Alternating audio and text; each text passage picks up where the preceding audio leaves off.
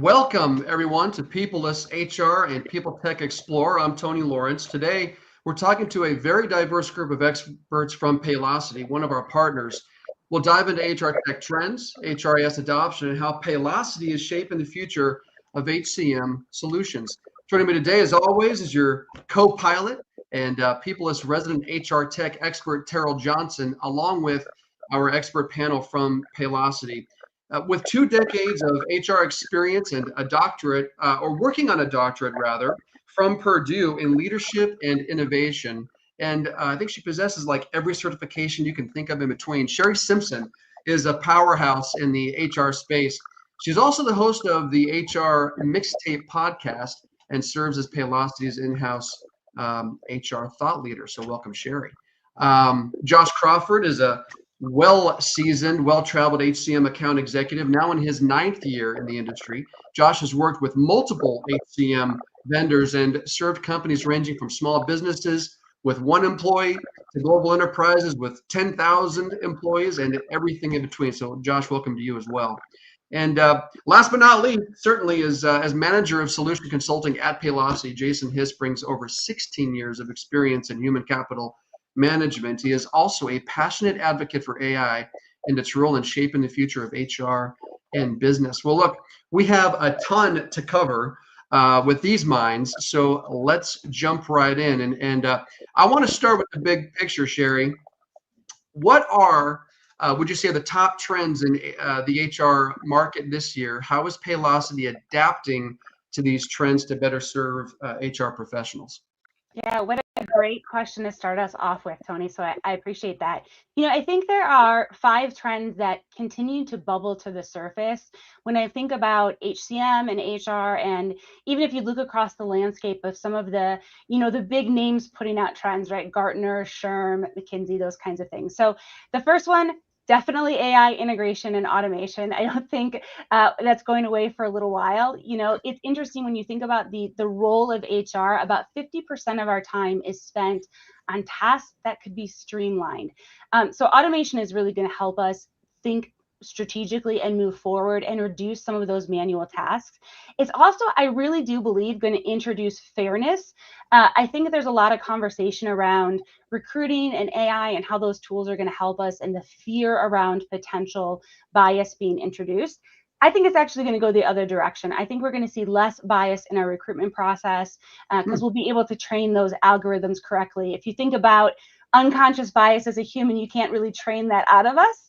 You can out of an AI model. So definitely AI is the top one. The next one I think is data analytics, data privacy, cybersecurity, kind of that whole blanket. Data drives so much of our strategic decision making, and having security around our data is so important for HR. Think about things like our compliance, any sort of data breaches that you might worry about. All of the time that we spend as HR professionals teaching our employee population about phishing and vishing and all sorts of types of ways that cyber bullies are trying to get our information. So having really good, strong data practices are pivotal as we think about how we're going to align and engage our workforces going forward, especially when we're talking about HCM and HRIS tools. We need to make sure that there's a really strong foundation from a data analytics, privacy, cybersecurity perspective.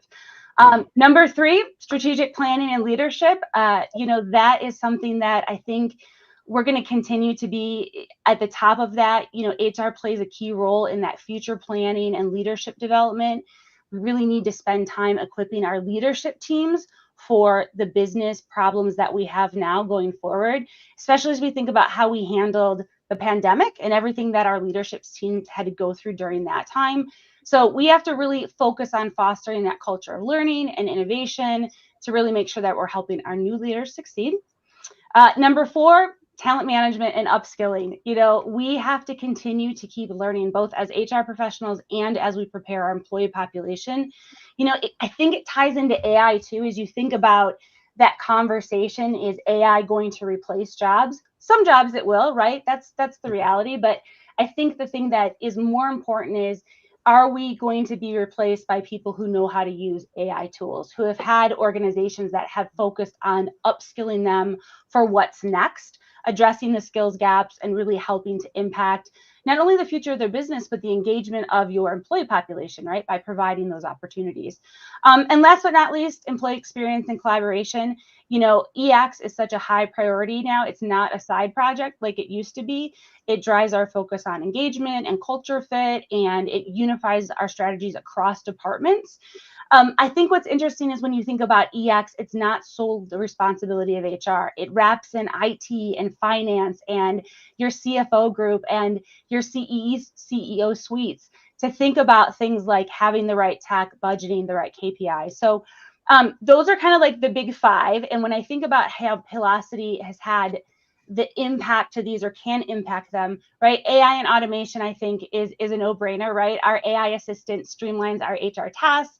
It provides real-time, context-aware support. It's going to help you reduce administrative burden and free up that time for strategic work that we really want our HR people to be focusing on. Data analytics, privacy and security, that group, right?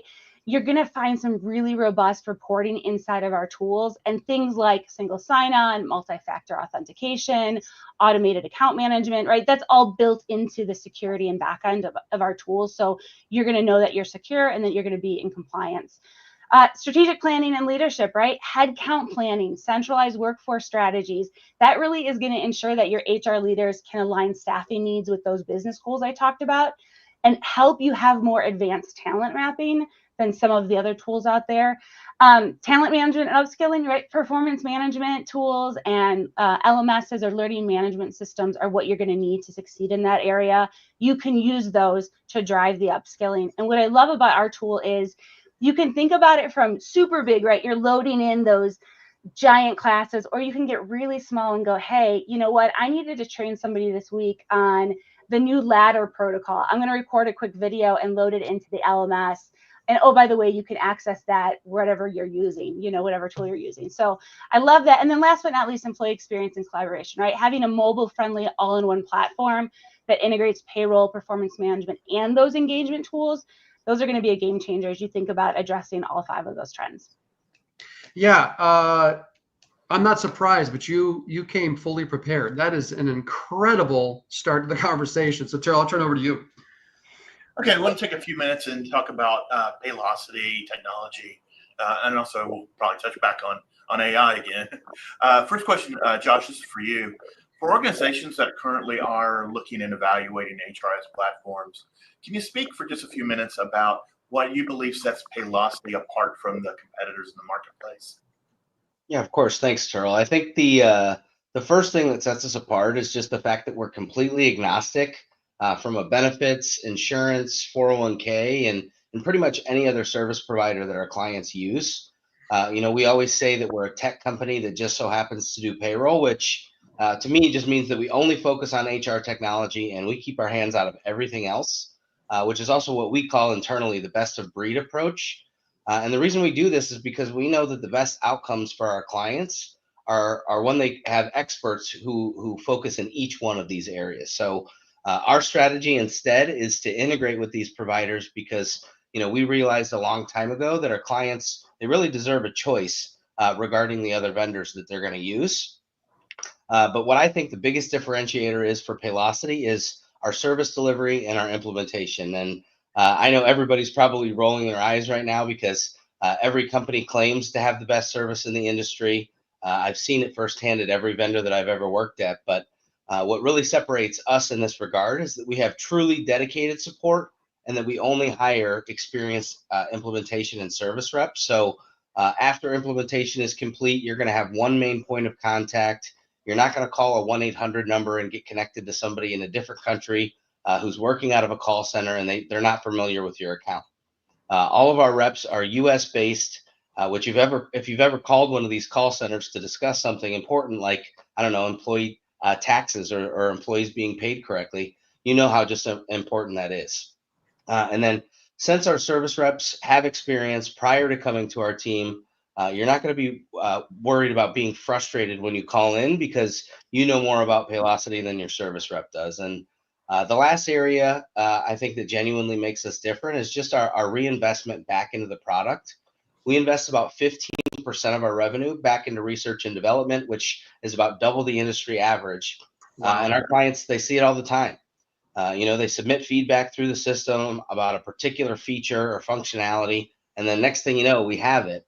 And funny story, this actually just happened to me last week with one of my clients. Shout out to Stephanie over there at Acme Barricades. She was asking me, she said, Josh, when are we going to have SMS texting capabilities available inside the product so that I can reach out to my employees who are out in the field? So did a little bit of research. I found out that we're going to be rolling out SMS communication capabilities very soon. So I simply just requested that she be added to the pilot so that she can begin to text her employees from directly inside of Paylocity, which, as you can imagine, made Stephanie very happy. Yeah. No doubt. So Josh, I definitely want to thank you for the answer there. Also, would probably like to add a little bit of testimony of my own to the kind of points that you laid out there. One of those, I will tell you that idea of that constantly improving platform. Oftentimes, I'm helping support Paylocity, one of our large clients, and frequently, we always, as we have these account meetings, usually once a week, once every 2 weeks, you have your little list of questions about, we'd love to know when you can basically do this and do that, and it seems all too often that the monthly, quarterly, or the monthly release information comes out, in which case I get to cross a whole bunch of lines off my list of questions because they're already not only at an early adopter stage, but are already out there in the full cloud implementation. So definitely can testimony to that.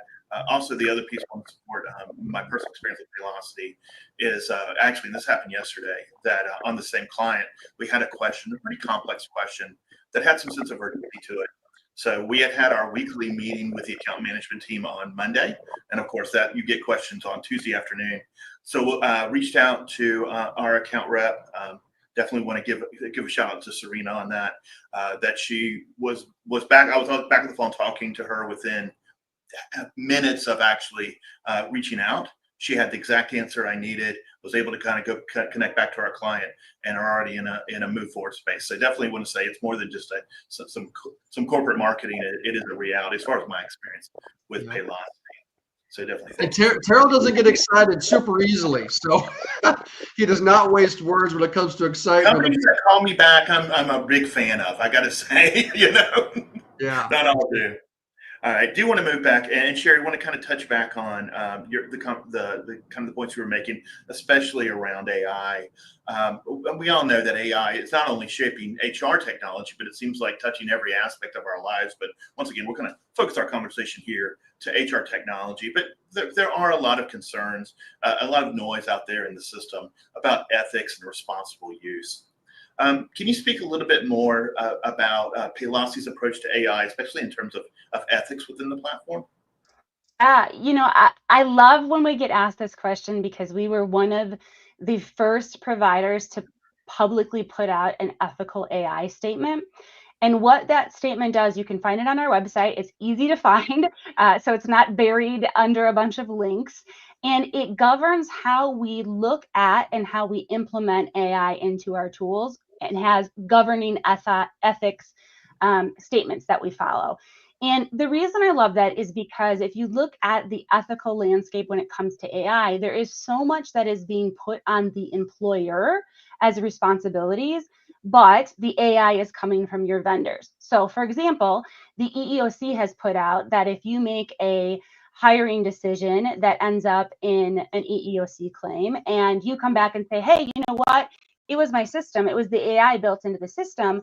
Your vendor is not responsible for that. You as the employer are responsible for that. So when it comes to working with vendors, I think the things that you have to consider from an ethical standpoint, which is something that Paylocity can do, is you have to be able to answer the ethics questions, right? Do you have an ethical AI statement? How is your algorithm actually built? Can I see how it's built? Can I understand how the algorithm works? Can I do things like completely remove somebody's data from the system? Those are the kind of questions that you need to ask when you're exploring HCM providers. And it's one of the reasons that I love what we've been able to do. And I'd love to actually throw it over to Jason, because I think there's other AI considerations that we definitely have to think about. Yeah, absolutely. Thank you, Sherry. There's so much hype about AI. You hear it everywhere on every earnings call, but there's a lot of hype out there without providing real value. So I want to touch a little bit on Paylocity's AI and how we're different. First of all, we've always been a leader in artificial intelligence. We were actually the first HCM vendor to embed AI, generative AI, into our platform. And we also take a very different approach in that we look at AI holistically. So a lot of other providers, they might have an AI tool here, AI tool there. Our goal is different. We want to seamlessly embed AI throughout our platform. You don't have to look for it. You don't even have to know it's there. It just works. It just makes your life easier. So just some common examples is communications, posting announcements, messages to different teams, just having an AI assistant who can help you really craft a really impactful, concise message that's really going to get your point across. Or maybe you're a manager and you're responsible for doing a lot of scheduling, having an AI tool that's going to really just optimize the schedules based on different variables. But then it's all the way down to at the employee level. So we all are on employee benefits at Paylocity, and we drink our own wine, meaning we use our own software. And when we did our open enrollment this year, just like our clients, we had a benefit decision support tool. So we have multiple plans, HSA, FSA. A lot of people, this is very complicated. And being able to have a tool where I can just say, answer questions about, what my needs are this year, next year, and have it walk through and optimize the plan and help me select is huge. But probably the one that I really want to shine the light on is the AI assistant. So we have an incredible knowledge base that both we use internally and our clients, where we can search, find answers to questions. But I'll be the first to admit that sometimes it would take me a couple queries and a little digging to find exactly what I was looking for. Now I just click on the AI assistant in natural language, ask it, say, hey, how do I do prorated payroll? Because I just had somebody get a mid-period increase. I type in that question, it gives me the answer instantly. It doesn't give me stuff that I don't need. And if I want to dig in deeper, it'll actually give me the link to the article where I can go in and see the step-by-step.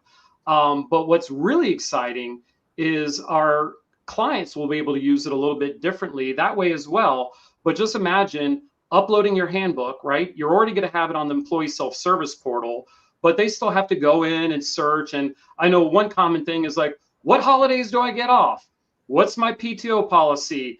Can I expense this? Now, right from either the desktop or even mobile, because the AI assistant's in mobile, I can just ask it the question and just immediately get the answer. So you can just imagine the burden this is going to take off of HR. And again, I really want to emphasize, it's not about AI trying to replace HR. It's AI enhancing HR. It's like HR's superpower, right? Where we can automate all these manual tasks. We can automate these repetitive questions. And it even takes it a step further where, there's so much data out there, data overload, and it can filter things down and give really good insights on, risk retention, like which employees might be at risk of leaving the company. What LMS courses might I want to take to further advance my career? I mean, I can go on and on, but again, it's just really enhancing HR on another level. And the fact that it's just embedded everywhere in our system is really a game changer in our industry. Yeah, Jason, that's incredible. I wonder if there's any temptation there to ask your natural search, what the meaning of life is and what it would come back with. Maybe you should try that sometime. If it solves that riddle, I'm all in for life on Paylocity. So let us know. I guarantee you, it will link you to a Peak article. So that's incredible. Yeah, I mean, I think as Sherry mentioned, the AI ethics statement is very easily found on the Paylocity website. So that's great. So this is something that we experience at Peoplyst, right? We've got clients who are looking to change their HCM. They're putting their new budgets for the new fiscal year into good use. And what's interesting is I found that the HR role in different levels can be a bit transitory or transient. And so people come in and go, do I want to shake things up or not? And I think it takes a lot. I call it courage. I think it takes courage to say, look, this is messed up. We need a new HCM. We need a new way of doing things, because we all know on this call that we've heard it on LinkedIn, right? Many times you see all kinds of memes. Well, people leave bad managers. Yeah, they do. They also leave bad systems, bad processes, right? They leave bad HCMs because why do I have all these roadblocks, right, in my daily life? So Sherry, let me bring it back to you for a second. So switching HCM providers is a huge decision because it really is a long-term commitment to see through the integration and that kind of thing. How can HR teams build a business case for making a change that leadership will actually support when it comes to changing out that HCM, which is a Herculean task? Yeah, and I appreciate the question, and hopefully I can give you an answer that will touch the different realms of HR, because there are HR departments of one who are in this spot trying to navigate this, as well as big enterprise, Yeah. HR leaders. So I think the first thing is, make sure you understand the cost of doing nothing, right? If you're having a problem and it is creating those roadblocks, start there. That might be something very complex. It could be something as simple as you do a time study for yourself as the HR practitioner and realize you're spending 10 hours a week handling system related stuff. And that's cost, right? So start there. Make sure that you know the cost of doing nothing. Second thing is make sure that you're aligning with business goals, right? Your HCM upgrade should be a strategic move that supports your company-wide initiative. So think about things like growth, retention, efficiency, compliance, the things that your leadership team are going to find most important. Next, use data to tell a story. I am a huge data and metrics person. I think it's really fascinating when you can come into the room and show those tangible metrics about time saving.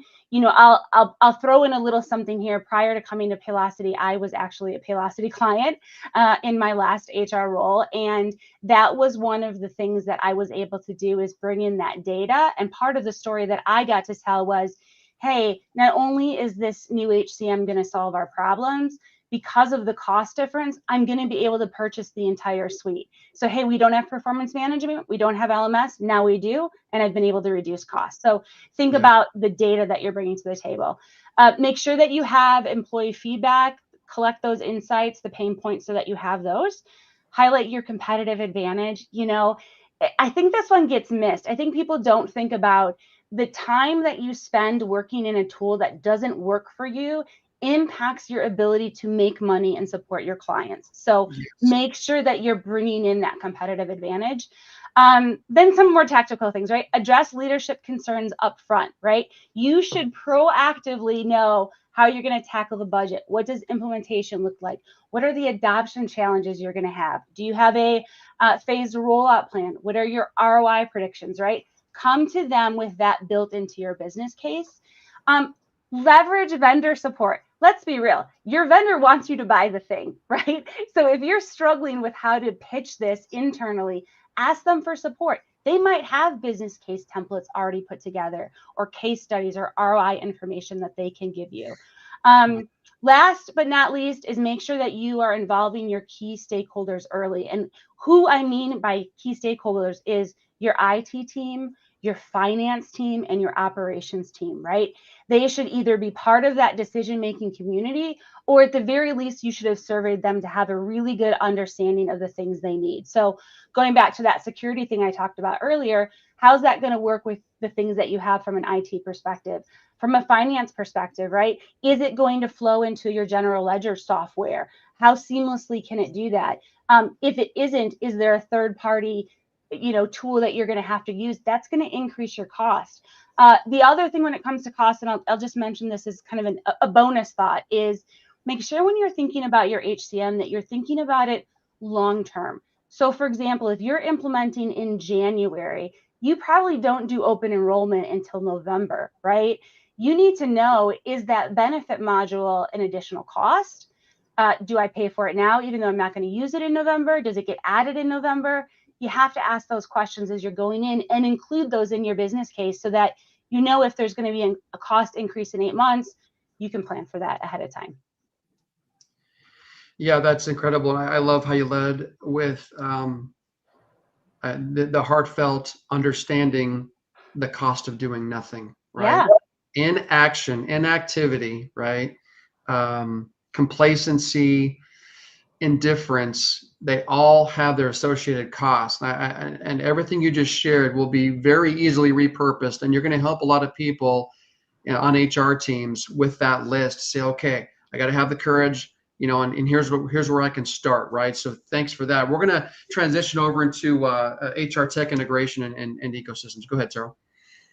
So we're picking up a little bit on what Sherry was talking about, and that idea of companies either in the market for or actually actively looking to change their HR technology.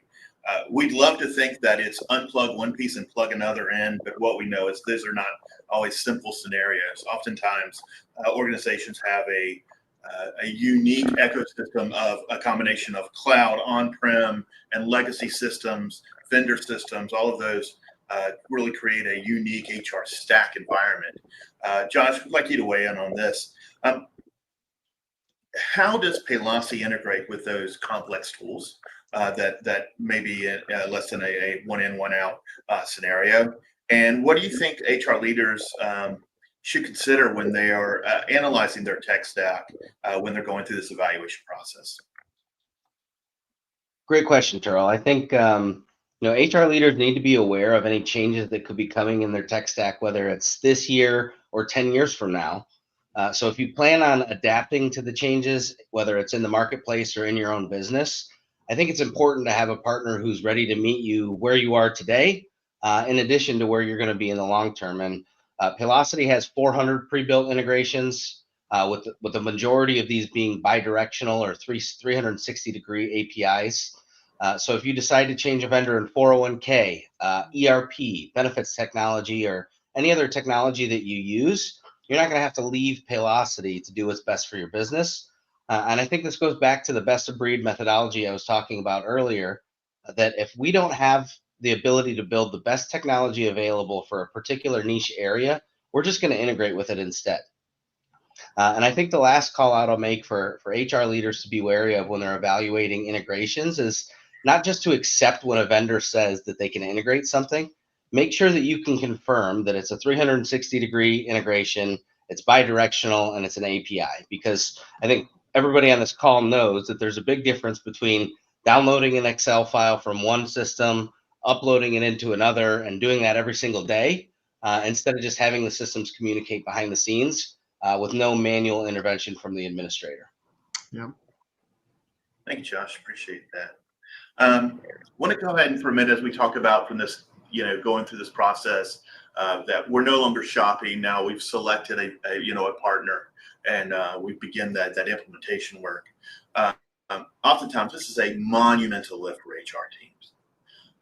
So probably both Sherry and Josh, I think probably both of you would have some perspective on this.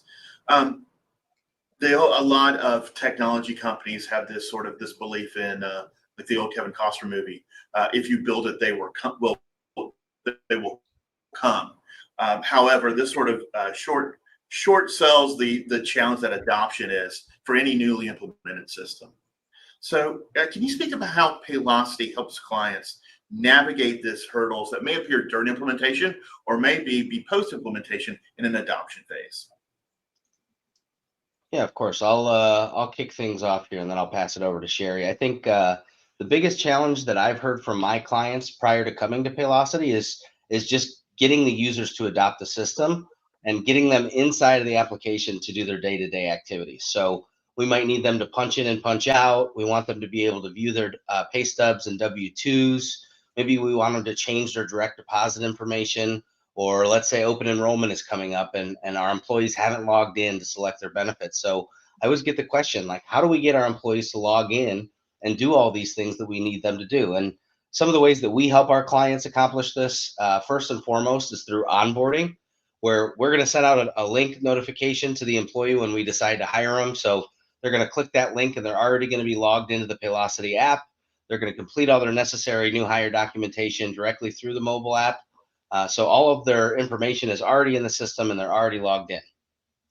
We also have a tool called Community, which is essentially a company Facebook page where employees and administrators, they can go to interact with their peers. They can share work anniversaries, shout out teammates for helping them on an important project. Or my personal favorite, there's a dad joke section where dads like myself, we go and we share dad jokes. So a lot of different options within Community to drive engagement from employees. And I think the last thing that's most helpful is the announcements feature, where the admin can push out a notification directly to the employee's phone. It's going to show up as a banner notification on their phones, and they click the link, and it takes them directly into their application where they see their homepage. and where they have everything in one place. And the idea here is the more we get the employees to use the app, the easier it is for the organization to adopt the software.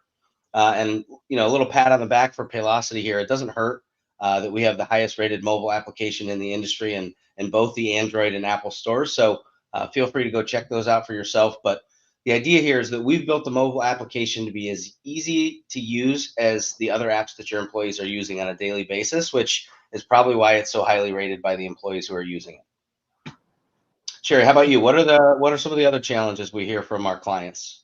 Yeah, I love that you leaned into the engagement piece that we definitely want our tools to help us with from an HR perspective.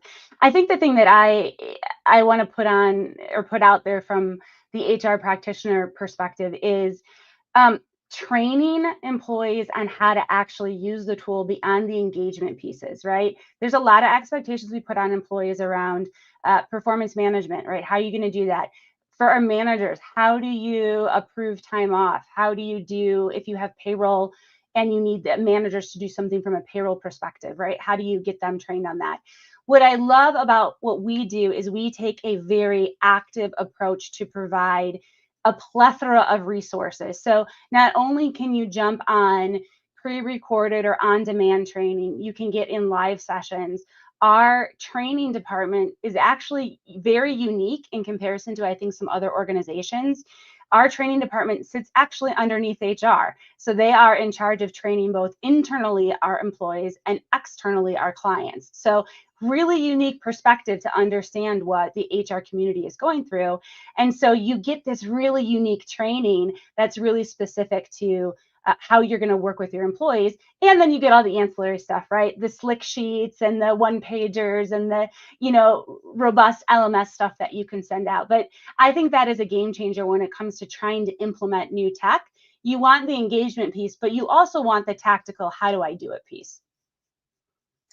Yeah, Sherry, somewhat related, and you mentioned some of this in the first question, and that is just how important employee experience is. So when evaluating HCM platforms, what would you say to HR leaders they should consider from an employee experience perspective that are just kind of a key part of that selection process or evaluation process? Yeah, I think, I think engagement is definitely important. So think about communication, right? If you right now are using something like internal intranet for your communication and you're looking at your HCM platform to replace that, what does that look like? Does it have push notifications? Can you opt in or opt out for stuff?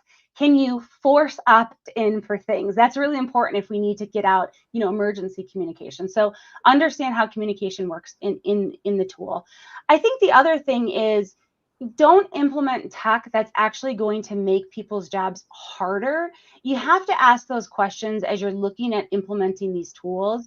And you have to have a really good change management perspective because it's disruptive, right? Any new tech in an organization is going to be disruptive. So understanding what you're disrupting, and maybe the uptake from this disruption is going to be, phenomenal, but there is going to be disruption. So how do you think about it and have those conversations in advance?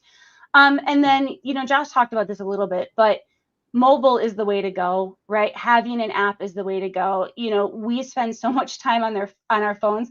I just read this great book that's about how our focus is changing because we are so, stuck to our phones. But the reality is that, and so because of that, you need to think about these tools. Most people now have a smartphone. So can they access the tools that you need to provide so that they can stay engaged and close to the organization? The other thing I will just throw out there, if you're an HR person and you've got the dreaded one HR email, right, where everything comes into your one HR email, one of the things I love about our tool, which is you should look for tools that have these types of things built into them, is groups that you can help automate that. So you can set up a Q&A community group that's only an intake box, right? Like everybody can't see what everybody's posting, but it gives your employees a really quick way to get to the HR department. And then you can delegate who's responsible for watching that group instead of getting inundated with all of these emails. It's been a game changer for us, obviously, as clients ourselves to our own product.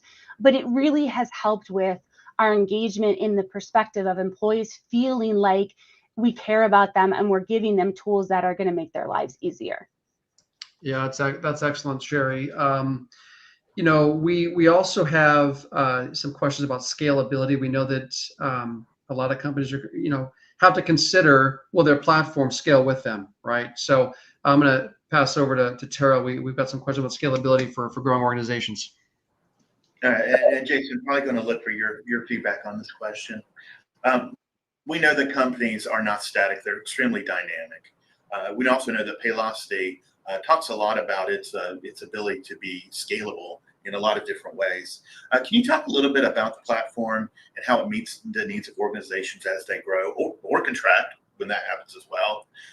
Particularly when they're encompassing on expanding globally or going or moving into more diverse industries. Yeah, sure. I'd love to touch on that. So this is so important because too often people are focused on their current needs and they're not necessarily thinking about their future needs and future challenges. And that's very much where we're focused. And what really makes us unique is our cloud-based infrastructure that is really optimized for performance, security, and scalability. And just as a simple example, I mean, we have clients as small as, maybe 20, 30 employees, and then clients that are up to over 10,000. As I mentioned before, we drink our own wine. And another example of that is we use our own tools. So I've worked at a lot of other vendors in the HCM space, and what we were selling and what we were using were two different systems. So it makes it really awesome that we get to actually use day in, day out the same system. And that's proof in the pudding that, it can scale up to support, the almost 6,000 employees that Paylocity has today. And specific to our global capabilities, we have some really unique strengths in this area. Nobody wants to have to deal with separate systems, different providers. With Paylocity, if you expand globally, it's still just the same system. We don't have different platforms. You don't have to upgrade to this or that. It's just there. So whether you're paying employees that are just down the street or paying employees in another country, same exact system. And one of the features that our clients really, really love, which makes us unique, is consolidated reporting for both the domestic payroll and the global payroll. Our clients don't have to produce two separate reports, which is what happens in most other systems, merge them together, which is prone to all kinds of different issues. So we get you that consolidated reporting. And then for companies that are new to expanding internationally, we have in-country experts. Okay, people that can guide them through all the different, dotting the I's, crossing the T's, different hoops they have to jump through to make sure that they get set up correctly. And then ongoing compliance. Things change very rapidly, and having that in-house expert to advise you and help you is really important. So we do global extremely well. But you also mentioned expanding across different industries. So we have a lot of specialized things in our system. So we have things from like, really complex shift differentials we can set up for healthcare as an example, or we work with a ton of nonprofits and they have very complex salary allocation and grant tracking that they have to do. We do that very well. Or it could be something like we do amazing calculations that can really be very difficult for like the restaurant industry, doing tip to min or tip pooling, or certain industries have weighted overtime. Like these things are just really easy and simple in our system. Doing certified payrolls, just pressing a button. I mean, it's really that easy. But what really is one of our strengths is something we're really proud of, and that's our workflows and our customizable workflows. Because not only is things different from industry to industry, but company to company. So they have the ability to set up your own customized workflows is huge. But as Josh kind of touched on earlier, no single HCM platform can be all things to all people and do everything best in class. So the way we can kind of future-proof our clients is our ability to integrate with literally any other platform, and to do so seamlessly with, whether it's, single sign-on with access management. Maybe you need us to integrate with your specialized ERP, industry specific, like you're married to it. You can't abandon it, but you need a HCM system that can integrate, or a niche LMS system. I can give you, tons of examples. And probably where I'll wrap it up, which our clients had been asking for a while for this, and we were able to deliver in spades, is our market pay analysis. So if I'm expanding into a new city, a new state, and I want to see, hey, what does this job in this region with this level of qualifications, what is a fair and competitive rate? We have that information at their fingertips. So really, really strong in future-proofing our clients and trying to anticipate their future needs. Yeah, those are all amazing points, Jason. It's funny you were talking about how you drink your own wine. That Paylocity actually uses Paylocity. That's pretty powerful. Maybe seems counterintuitive that that had to be called out, but I mean, you said you worked at a company before that didn't use this, use a separate HCM. It makes me think of, if a Kirby vacuum cleaner salesman comes to my door and I ask them, hey, what do you use at home? And they say Dyson, that's gonna be a very short conversation. All right, let's just put it that way. So great points there. We've talked about a lot, Josh, in this conversation. It's been extremely fruitful as far as the information you've all provided. But what's something, Josh, you wish HR leaders knew about selecting an HCM that we maybe haven't talked about in this conversation? Yeah, I think the first call out I'll make is for all clients just to be aware of revenue share. Most HRIS vendors, they pay CPAs, they pay brokers, they pay bankers for referrals so that those people will push the HCM product for them. And I think this is kind of one of those gray areas where there might be a few folks who cross the line between ethical and unethical, because at the end of the day, they're going to get a paycheck from the HRIS vendor. So my recommendation is just to make sure that if you have a trusted consultant who's pushing one of these HRIS vendors over the others, that they're doing it for the right reasons. Make sure that the vendor that they're recommending is because they have other clients that are using it, and those clients are willing to vouch that the product and service is good, and not simply just because the advisor is getting paid to make that recommendation. And then another common occurrence that comes up late in many of the software evaluations that I've been a part of in my 9 years is we'll get to the finish line, and then the HR team ends up either in indecision, or they simply pick the lowest cost provider because they didn't take the time ahead of time to plan and research before the evaluation got started. And in most cases, you're not doing your research beforehand. You're just going to be in the same position that you are today, which is 2 to 3 years down the line. You put in a ton of time, a ton of effort, and all the resources into a new software that really hasn't accomplished what you set out to do the first time. So my recommendation to any client who's evaluating their HRIS is just to take the time beforehand to figure out roles and responsibilities, both for the evaluation and then after the fact. As a team, develop a grading scale. What are the top feature functionality that we need to see from these vendors? And then have clear-cut decision criteria, like what's our budget? Are we looking to increase or decrease our spend? What are the integrations that we need that we already have? What are the integrations we'd like that we don't have today? And maybe like what's coming up in the future that we need to consider? Is there a merger or an acquisition? Maybe we're opening a new location that could prevent us from dedicating the time it takes to complete this project successfully.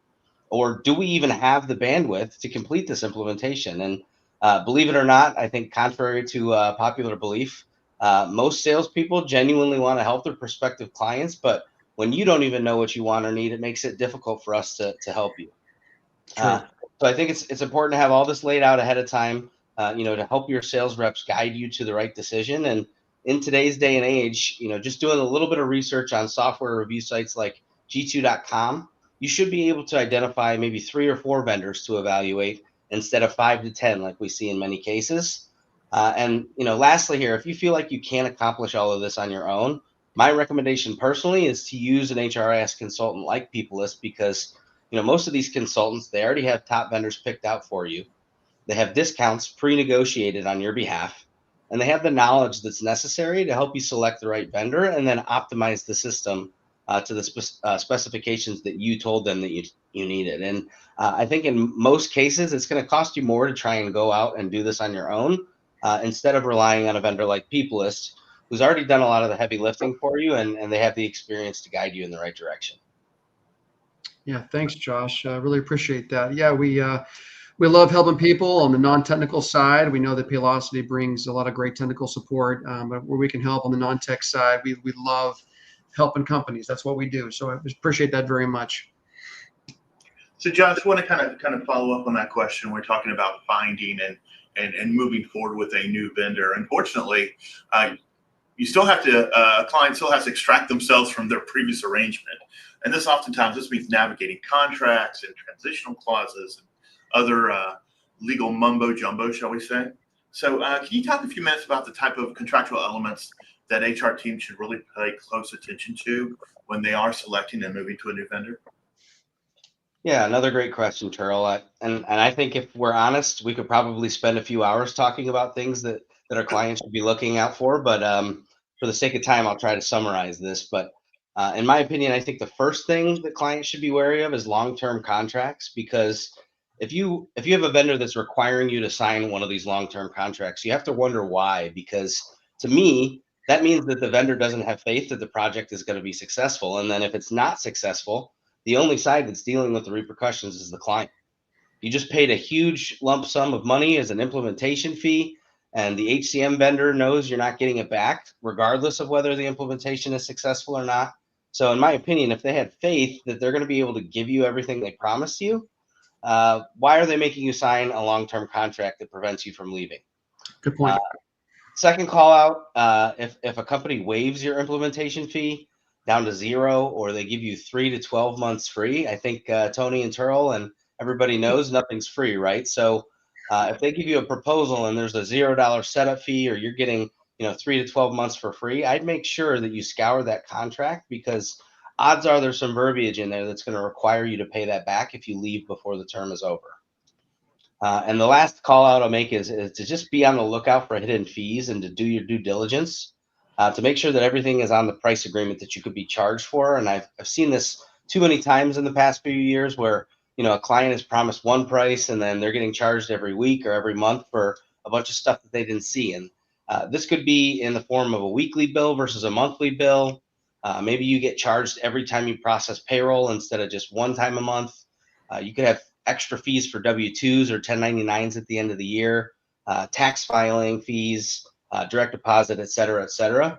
So just make sure that you ask for a fee schedule for all of these items beforehand, because odds are the price you're seeing on a sales proposal doesn't include everything that we discussed.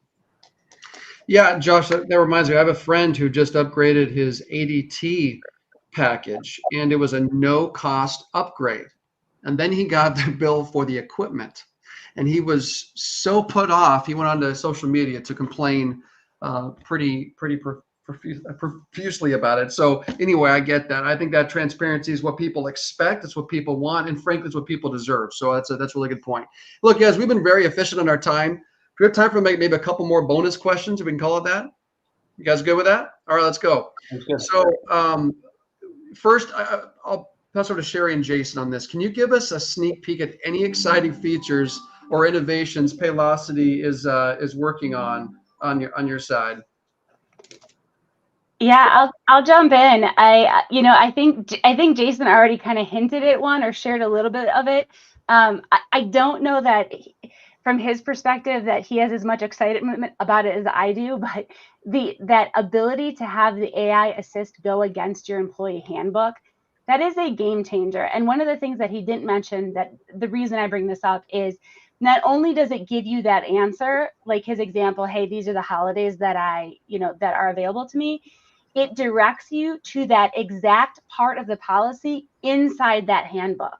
So there's like that added sense of transparency to it that you don't get when you're using something like ChatGPT that just gives you that text answer. You know that the answer is right, and if you want to read further, it's right there for you. So that's mine. I think that one is huge, and it's a big game changer for HR. Yeah, that's a big one. And then I think, obviously organizations are all different. They all do their own thing. They have their own way of moving and having their being. But, Josh, do you have any real world examples, case studies of an organization that successfully transitioned over to Paylocity? Are you inclined to share that? And what were their key factors to success? Yeah, I think, to be honest, Tony, we probably have a couple of dozen of these that I could share, but my personal favorite is Scrub Daddy, which I'm sure many of you have seen the TV show Shark Tank, where they had an appearance. And if you haven't seen the TV show, there's the little smiley face sponges that you see in the aisles of your local grocery store. But since their appearance on Shark Tank, they've grown from a small startup to $1 billion brand. They now have over 20 cleaning products, and they're actually recognized as the most successful brand to ever have appeared on Shark Tank. And they've been our client for most of the last decade, and they've trusted us to be their go-to HCM partner, and we've grown with them. But a few of the key points that we've helped them with is we accelerated their new hire orientation and onboarding program by 80%. We helped them increase their headcount from 30 employees to over 150. And then we have also helped them expand into Europe, into UK, and into Australia. And their HR director, Christine, she's often credited our system with being a huge help by doing what we've talked about this whole call, right? Which is allowing her to focus on the more strategic areas of HR, which at the end of the day, that's why we're all here, right? So we want to focus on the strategic areas like keeping employees happy, bringing in the best talent possible, and then lastly, just making sure that we have the bandwidth to grow, because at the end of the day, we don't want to be slowed down by outdated HR systems. Yeah, we keep a pretty steady supply of scrub daddies here at the house, so we've kept some of their lights on. I can appreciate that case study. Thanks, Josh. Look, I again want to thank our guests from Paylocity, Sherry, Josh, Jason, for sharing your time and knowledge with us today.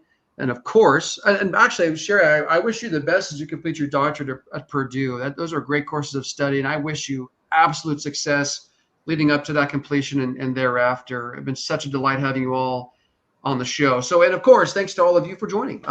We hope you found this discussion valuable and walk away more informed about the trends and people shaping the world of HR and people tech. If you'd like to continue the conversation or need any help navigating HR tech decisions or other people challenges, feel free to reach out on LinkedIn, or you can email me at tony.lawrence@peoplyst.com.